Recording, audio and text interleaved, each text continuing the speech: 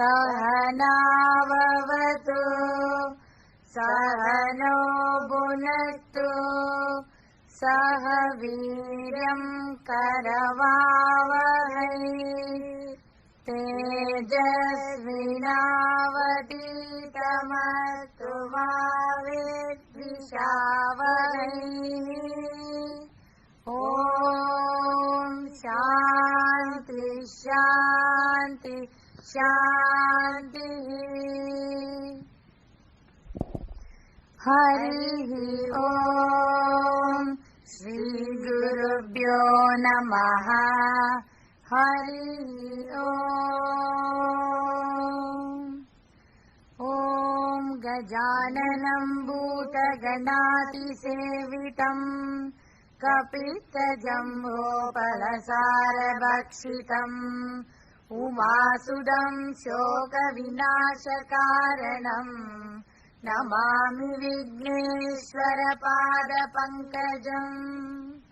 सरस्वती नमस्तुभ्यं वरदे कामरूपिणी विद्यारम्भं करिष्यामि सिद्धिर्भवतु मे सदा। गुरुर्ब्रह्मा गुरुर्विष्णु गुरुर्देवो महेश्वरः गुरुः साक्षात् परब्रह्म तस्मै श्रीगुरवे नमः। शिवं शिवकरं शान्तं शिवात्मानं शिवोत्तमं शिवमार्गप्रणेतारं प्रणतोऽस्मि सदा शिवम्। सर्वमङ्गलमाङ्गल्ये शिवे सर्वार्थसाधिके शरण्ये त्र्यम्बके गौरी नारायणी नमोऽस्तुते। रामाय रामभद्राय रामचन्द्राय वेदसे रघुनाथाय नाथाय सीताय पतये नमः। कृष्णाय वासुदेवाय देवकीनन्दनाय च नन्दगोपकुमाराय गोविन्दाय नमो नमः। बुद्धिर्बलं यशोधैर्यं निर्भयत्वमरोगता अजाड्यं वाक्पटुत्वं च हनुमत्स्मरणात् भवेत्। अजं निर्विकल्पं निराकारमेकं निरानन्दमानन्दमद्वैतपूर्णं परं निर्गुणं निर्विशेषं निरीहं परब्रह्मरूपं गणेशं भजेम। गुणातीतमानं चिदानन्दरूपं चिदाभासकं सर्वगं ज्ञानगम्यं मुनिध्येयमाकाशरूपं परेशं परब्रह्मरूपं गणेशं भजेम। जगत्कारणं कारणज्ञानरूपं सुरादिं सुखादिं गुणेशं गणे जगद्व्यापिनं विश्ववन्द्यं सुरेशं परब्रह्मरूपं गणेशं भजेम। परब्रह्मरूपं गणेशं भजेम। ॐ अखण्डमण्डलाकारं व्याप्तं येन चराचरं तत्पदं दर्शितं येन तस्मै श्रीगुरवे नमः। अज्ञानतिमिरान्धस्य ज्ञानाञ्जनशलाकया चक्षुरुन्मीलितं येन तस्मै श्रीगुरवे नमः। गुरुर्ब्रह्मा गुरुर्विष्णु गुरुर्देवो महेश्वरः गुरुरेव परं ब्रह्म तस्मै श्रीगुरवे नमः। स्थावरं जङ्गमं व्याप्तं यत्किञ्चित् सचराचरं तत्पदं दर्शितं येन तस्मै श्रीगुरवे नमः। चिन्मयं व्यापि यत् सर्वं त्रैलोक्यं सचराचरं तत्पदं दर्शितं येन तस्मै श्रीगुरवे नमः। सर्वश्रुतिशिरोरत्न विराजितपदाम्बुजः वेदान्ताम्बुजसूर्यो यः तस्मै श्रीगुरवे नमः। चैतन्यशाश्वतशानो व्योमातीतो निरञ्जनः बिन्दुनादकलातीत तस्मै श्रीगुरवे नमः।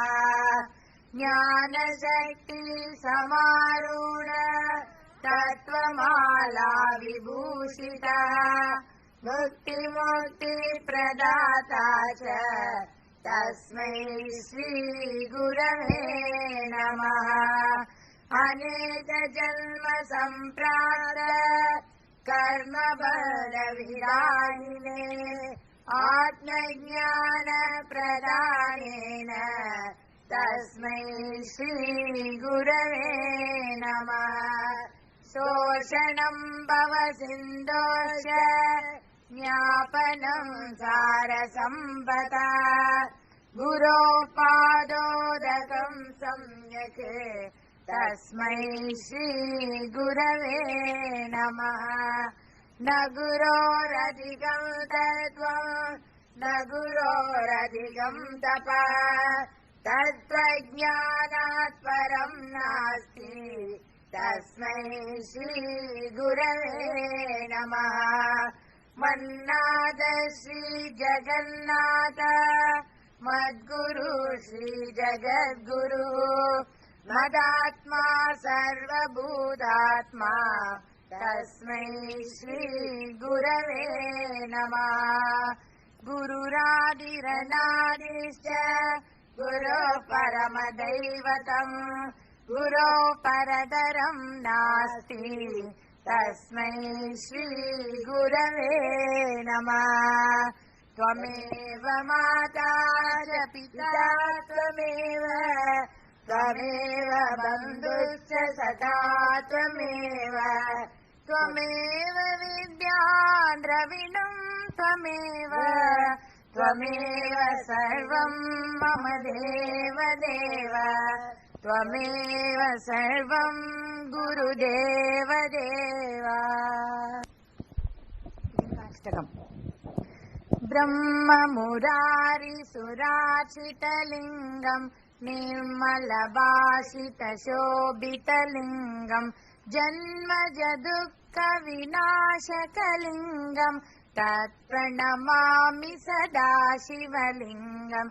देवमुनिप्रवरार्चितलिङ्गम् कामदहं करुणाकरलिङ्गम् रावणदर्पविनाशनलिङ्गम् तत्प्रणमामि सदा शिवलिङ्गम्। सर्वसुगन्धिसुलेपितलिङ्गम् बुद्धिविवर्धनकारणलिङ्गम् सिद्धसुरासुरवन्दितलिङ्गम् तत्प्रणमामि सदा शिवलिङ्गम्। कनकमहामणिभूषितलिङ्गम् पणिपतिवेष्टितशोभितलिङ्गम् दक्षसुयज्ञविनाशनलिङ्गं तत्प्रणमामि सदा शिवलिङ्गं कुङ्कुमचन्दनलेपितलिङ्गं पङ्कजहार सुशोभितलिङ्गं संचितपापविनाशनलिङ्गं तत्प्रणमामि सदा शिवलिङ्गम् देवगणाचितसेवितलिङ्गं भावैर्भक्तिभिरेव च लिङ्गं दिनकरकोटिप्रभाकरलिङ्गं तत्प्रणमामि सदा शिवलिङ्गम् अष्टदलोपरिवेष्टितलिङ्गं सर्वसमुद्भवकारणलिङ्गम् अष्टदरिद्रविनाशनलिङ्गं तत्प्रणमामि सदा शिवलिङ्गम् सुरगुरुसुरवरपूजितलिङ्गं सुरवनपुष्पसदार्चितलिङ्गं परात्परं परमात्मकलिङ्गं तत्प्रणमामि सदा शिवलिङ्गम् लिङ्गाष्टकम् इदं पुण्यम् यः पठेत् शिवसन्निधौ शिवलोकमवाप्नोति शिवेन सह मोदते।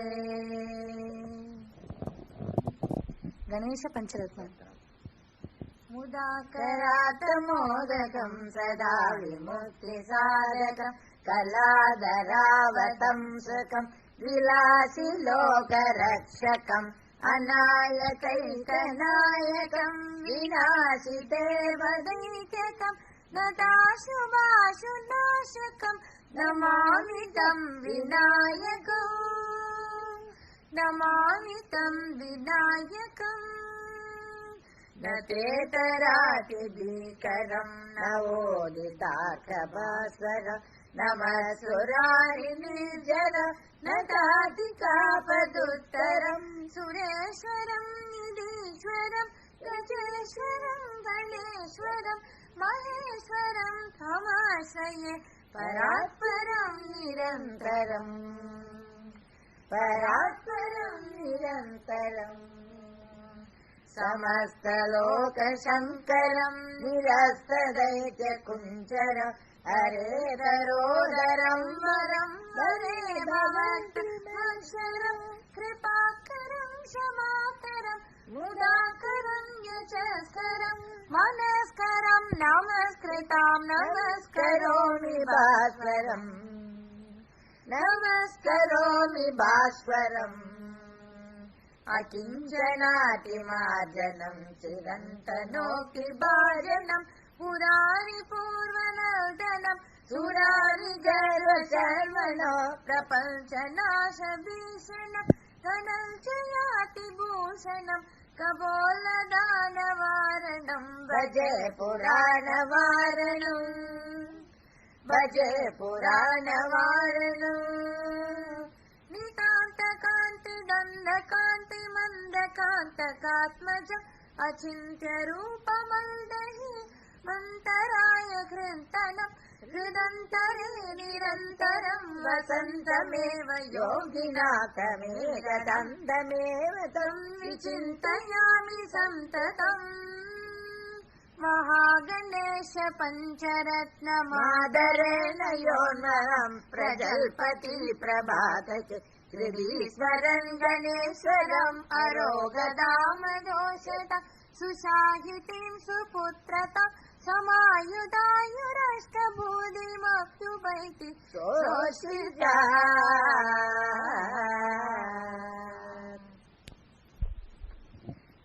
श्रीतपोवनशतकम् व्याप्तं जगद्येन चिदात्मभावात् रज्ज्वा यदा येति चराचरं यत् संन्यस्य सर्वं च सदात्मभावे स्वयं समस्तं च बभूवयस्तु निस्सङ्गनिर्मुक्तिपदं प्रपद्य ब्रह्मात्मभावेन विराजितो यः श्रीसौम्यकाशीश महेश्वराय तस्मै नमः स्वामी तपोवनाय अखण्ड भाव शिवरूप तत्त्वः चिति स्वभाव परमात्म सत्यः सत्यस्य सत्य सुधियैव गम्य पर प्रधानात् परमेश्वरो यः आद्यन्तहीनो निरपेक्ष दीप्तिः स्वतः स्वरूपेण विपुलितो यः श्री सौम्यकाशीश महेश्वराय तस्मै नमः स्वामी तपोवनाय मन्तुं न शक्यो मनसा कदाचित् वक्तुं न केनापि तथा न वाचा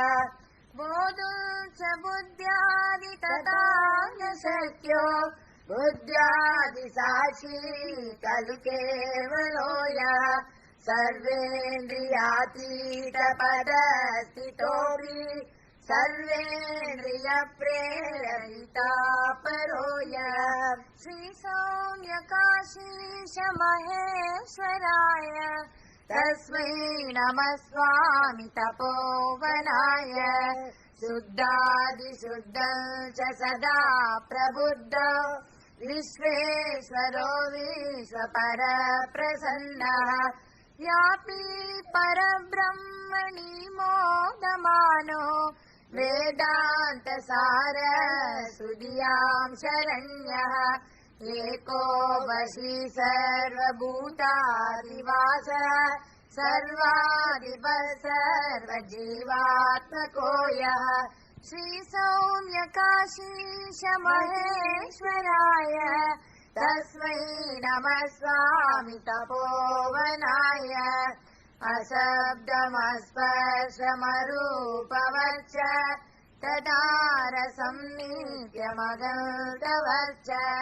निरञ्जनं नित्यनिरीहमेकम् बुद्धे परं निर्गुणसद्रुवं च गुह्यं गभीरं गहनोपमम्यं पश्यति निर्धूतमलायतीन्द्रा श्रीसौम्यकाशीश महेश्वराय तस्मै नमः स्वामी तपोवनाय तेजोमयं दिव्यममेयशक्तिं सनातनं शान्तमनामयं च अद्वैतमाश्चर्यमचिन्त्यरूपम् परात्परं नित्यमनन्तमाद्यम् ज्ञानप्रकाशेन विशुद्धसत्त्वो यं पश्यति स्वात्मनि चिन्त्यमानम् श्रीसौम्यकाशीश महेश्वराय तस्मै नमः स्वामी तपोवनाय तस्मै नमः स्वामी तपोवनाय श्री गंगा स्तोत्रम।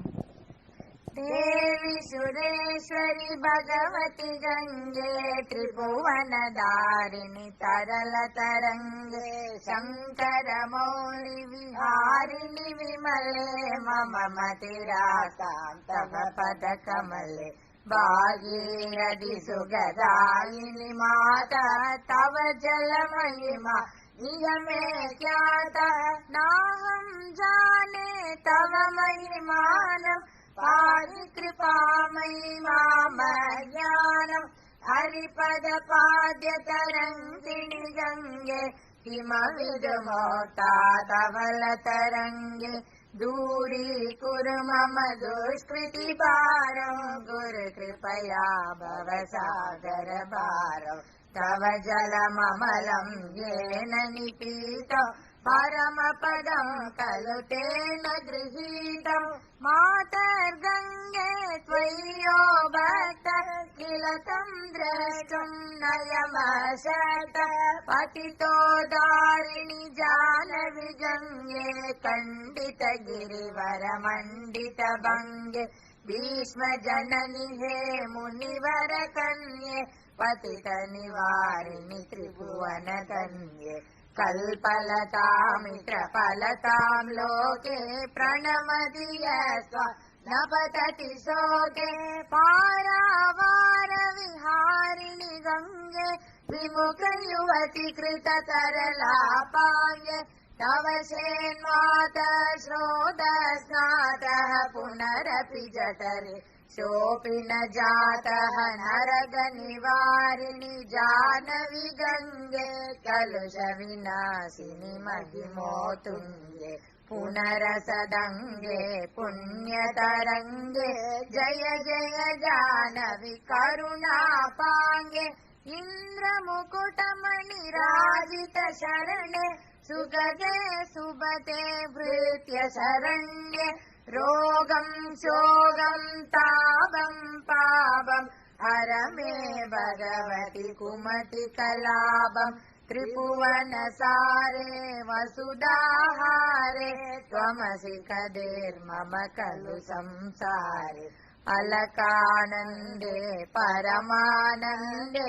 गुरुकरुणामयि कादरवन्दे तव तटनिकटे यस्य निवासः खलु वैकुण्ठे तस्य निवासः वरमिह नीरे कमतो मीनः किं वा तीरे शरटः सीनः अथवा स्वपशो मलिनो दीनः तव नहि दूरे त्रिपतिकुलेन भो भुवनेश्वरि पुण्ये तन्ये देवी द्रवमयि मुनिवरकन्ये गङ्गास्तवमिममलं नित्यं पठति नरो स जयति सत्यम् येषां हृदये गङ्गा भक्तिः तेषां भवति सदा सुगमोक्तिः मधुराकान्ता पञ्चटिकाभिः परमानन्दकलितललिताभिः गङ्गास्तोत्रम् इदं भवसारम् वाञ्छितफलदं विमलं सारम् शङ्कर सेवक शङ्कर रचितम् पठति सुकीर्तवैति समाप्त शङ्कर सेवक शङ्कर रचितम् पठति सुकीर्तवैति समाप्त जय जय गङ्गे जय जय गङ्गे जय जय गङ्गे जय जय गङ्गे जय जय गङ्गे जय हर गङ्गे जय जय गङ्गे जय हर गङ्गे जय जय गङ्गे जय हर गङ्गे जय जय गङ्गे जय हर गङ्गे जय जय गङ्गे जय हर गङ्गे जय जय गङ्गे जय हर गङ्गे जय हर गङ्गे जय हर गङ्गे मधुराष्टकम् आदरं मधुरं मदनं मधुरं नयनं मधुरं हसितं मधुरं हृदयं मधुरं गमनं मधुरं मधुराधिपते अखिलं मधुरं वचनं मधुरं चरितं मधुरं वसनं मधुरं वलितं मधुरं चलितं मधुरं रमितं मधुरं मधुराधिपते अखिलं मधुरं वेणोर्मधुरो रेणोर्मधुरः पाणिर्मधुरः पादौ मधुरौ नृत्यं मधुरं सख्यं मधुरं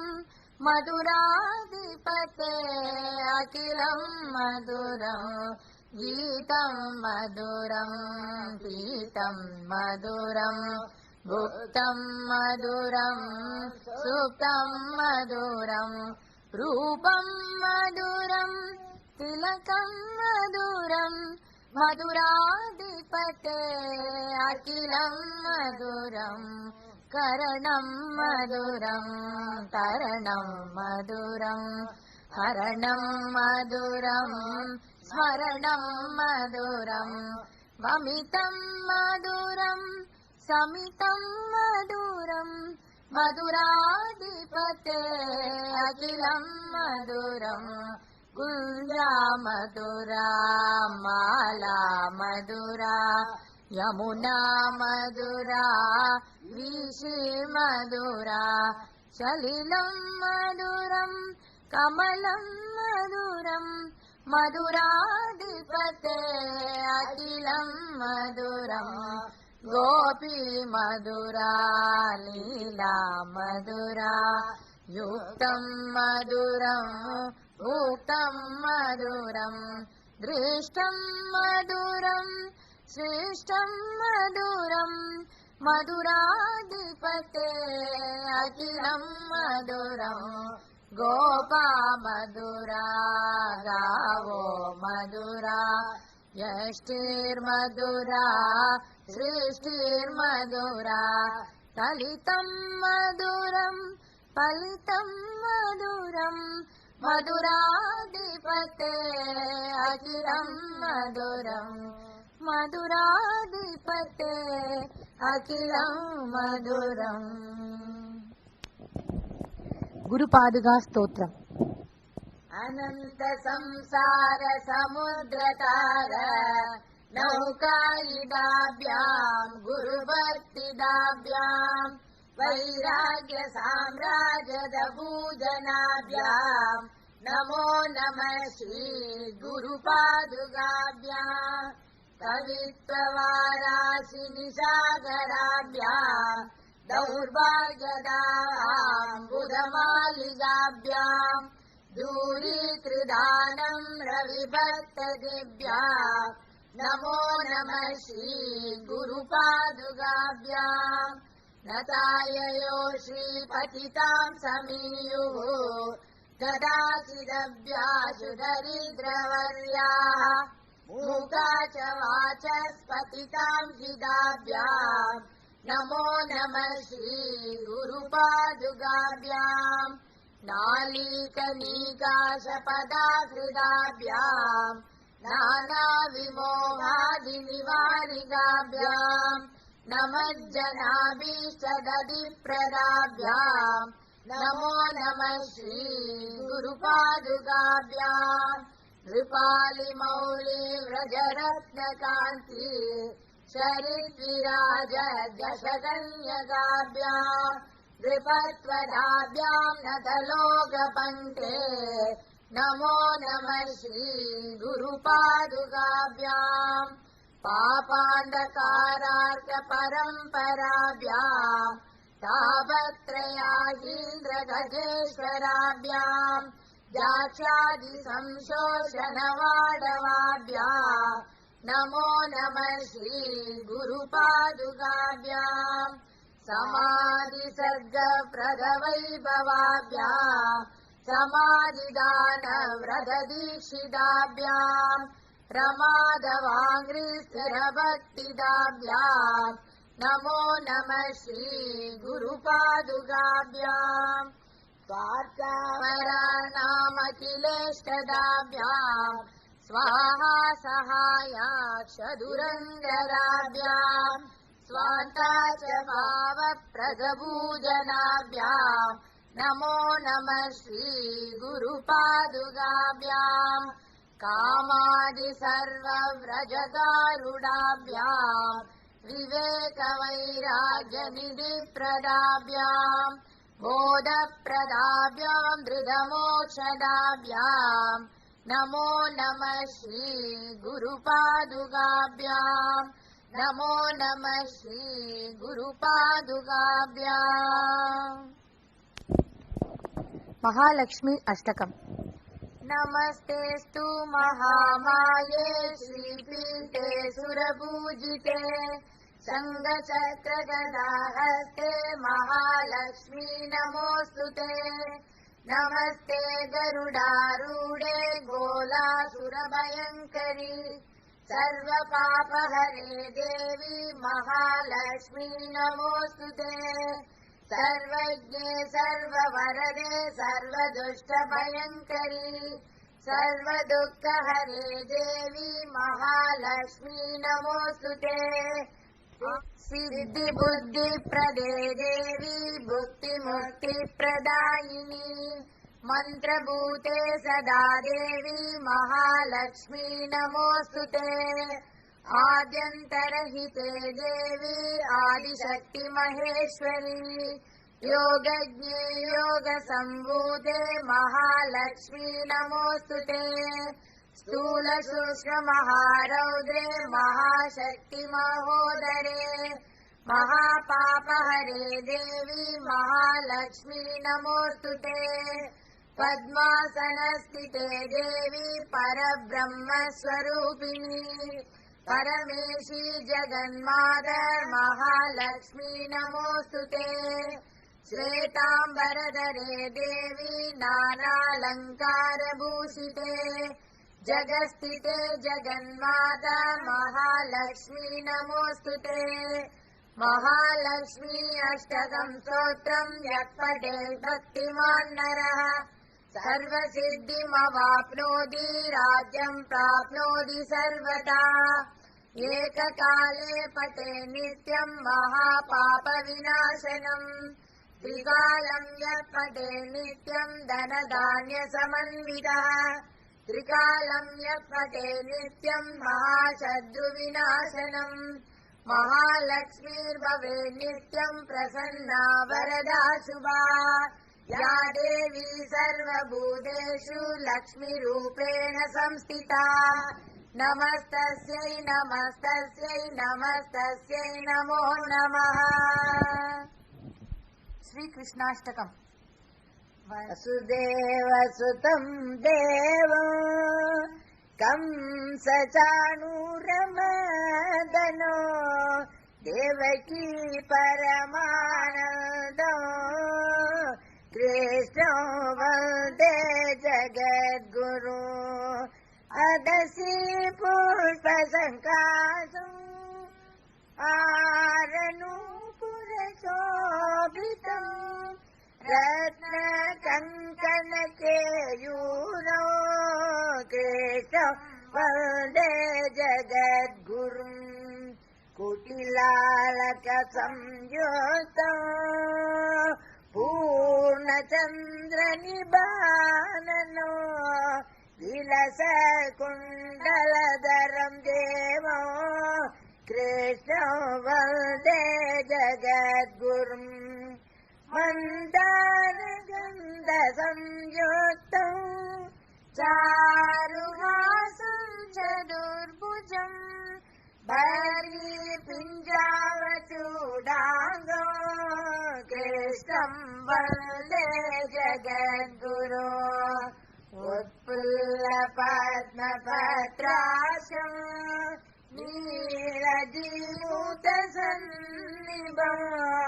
यादवानां शिरोरथो कृष्णं वन्दे जगद्गुरो रुक्मिणीकेली संयुक्तो पीताम्बरसुशोभितो अवाप्ततुलसीगन्धो कृष्णो वन्दे जगद्गुरो गोपिकानाकुशद्वन्द्व कुङ्कुमाङ्कितवक्षसो श्रीनिकेतं महेश्वासो कृष्णं वन्दे जगद्गुरुम् श्रीवत्साको मवोरस्को वनमाला विराजितो शङ्खचक्रधरं देवो कृष्णं वन्दे जगद्गुरुम् कृष्णाष्टकमिदं पुण्यो प्रातरुत्थाय यत्पठे कोटिजन्म कृतं पापं स्मरणेन विनश्यति स्मरणेन विनश्यति। गीता ध्यान श्लोकங்கள்।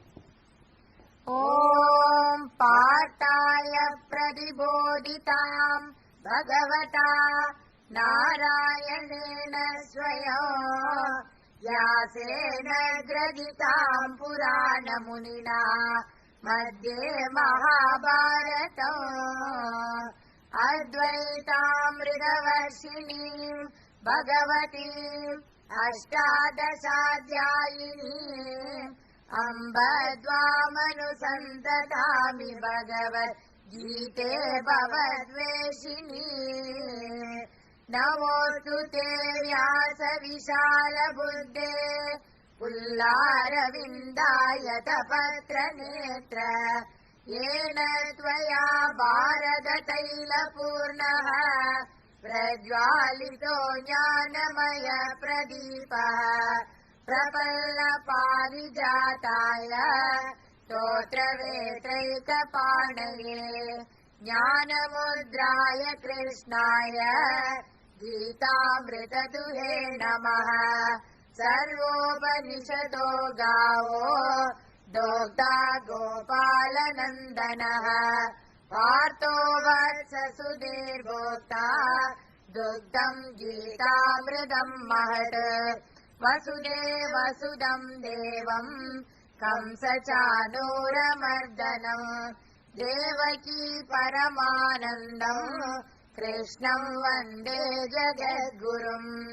भीष्मद्रोणतटा जयत्रदजला गान्धारनीलोत्पला शल्यग्राहवती कृपेण वहनी कर्णेन वेलाकुला अश्वत्थामविगर्वघोरमकरा दुर्योधनावर्तिनी सोतीर्णा खलु पाण्डवैरणनदी कैवर्तककेशवः पाराशर्यवसः सरोजममलम् गीतातगन्धोत्कटम् नानाज्ञानगकेशरम् हरिकथा सम्बोधनाबोधितम्।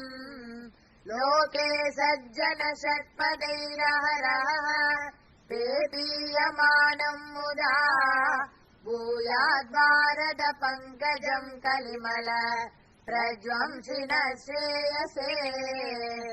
मूकम् करोति वाचालम् पङ्गुम् लङ्घयते गिरिम् यत्कृपातमहम् वन्दे परमानन्दमाधवम्।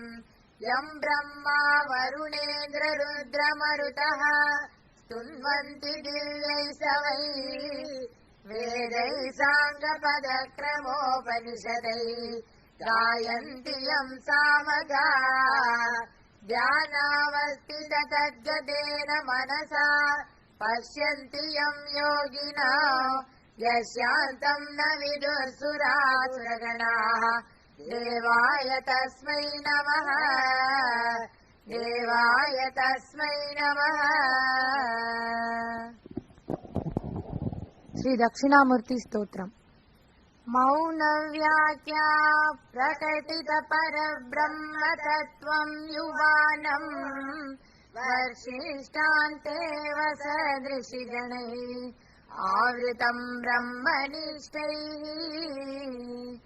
आचार्येन्द्रम् करकलितचिन्मुद्रमानन्दरूपम् स्वात्मा रामम् मुदितवदनम् दक्षिणामूर्तिमीडे। वडविटपि समीपे भूमिभागे निषन्नम् सकलमुनिजनानाम् ज्ञानदातारमारात्। त्रिभुवन गुरुमीशम् दक्षिणामूर्तिदेवम् जनन मरण दुःख छेददर्शम् नमामि। चित्रम् वटतरोर्मूले वृद्धा शिष्या गुरुर्युवा गुरोस्तु मौनं व्याख्यानम् शिष्यास्तु छिन्न संशया। निधये सर्वविद्यानाम् विषजे भवरोगिणाम् गुरवे सर्वलोकानाम् दक्षिणामूर्तये नमः।